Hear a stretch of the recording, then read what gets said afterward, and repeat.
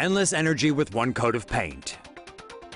Researchers from the Royal Melbourne Institute of Technology have invented a novel new paint that can turn surfaces into a hydrogen power generator.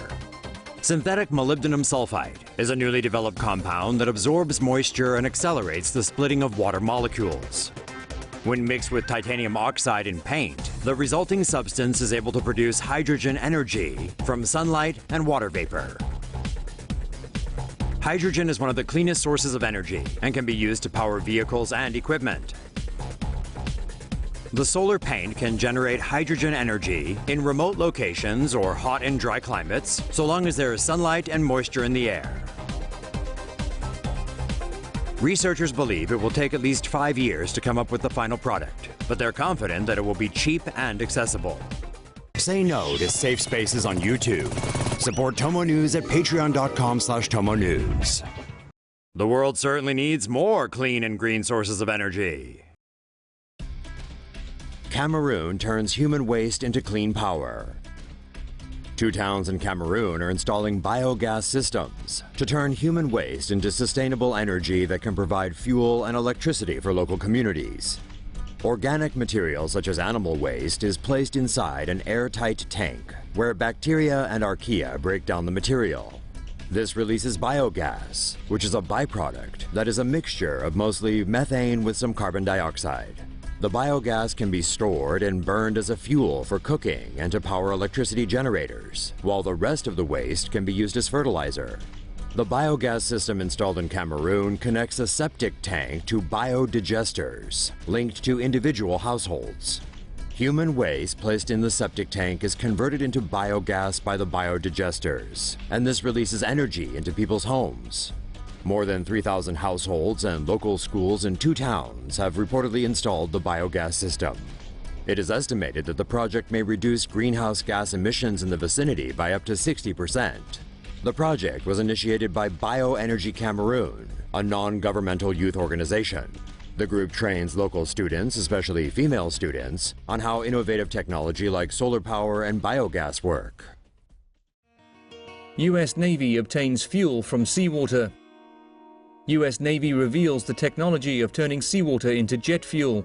Researchers at the U.S. Naval Research Laboratory have revealed a new technology that allows for the recovery of carbon dioxide and hydrogen from seawater and the ability to turn it into a liquid hydrocarbon fuel.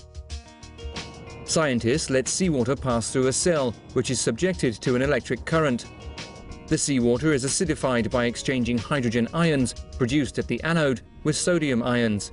Meanwhile, the water is reduced to hydrogen gas at the cathode, and sodium hydroxide is formed.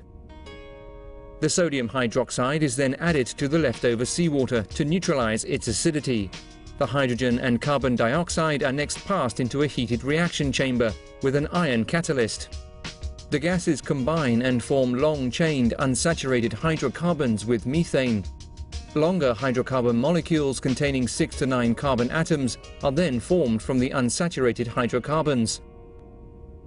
These are then turned into fuel using a nickel-supported catalyst. Preliminary tests flying a radio-controlled plane using sea fuel have succeeded. The fuel could eventually be used for any vehicle without having to modify engines. This solar panel runs on bacteria power. Researchers at Binghamton University have come up with an interesting way to harness energy using a resource we have far too much of: bacteria. To harness power from bacteria, scientists arranged 9 biosolar cells in a 3x3 pattern to form a scalable and stackable panel.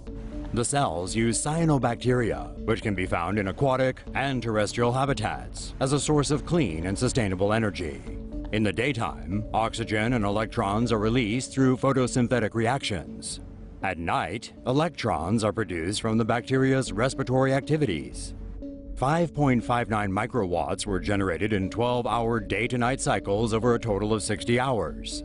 Solar panels produce about 200 watts in a 6x10 configuration. The biosolar cells in the same pattern will only generate 3.726 100,000th watts.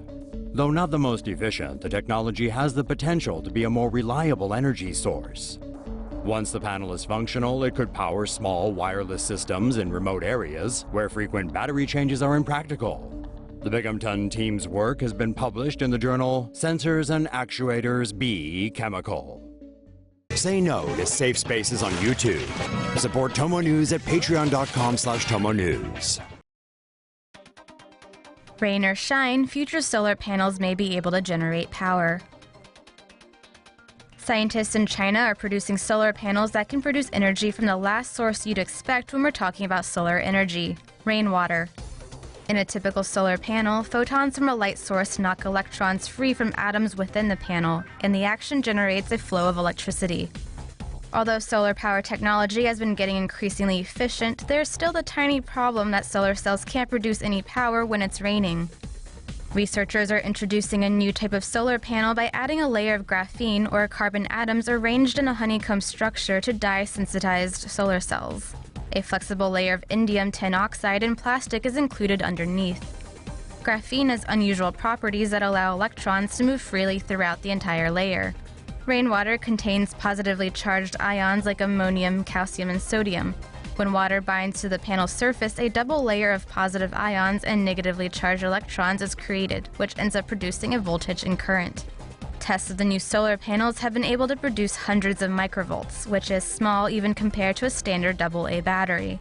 So there's a long way to go before the new solar panels become more widely used, but more efficient future versions could mean big things for the solar industry.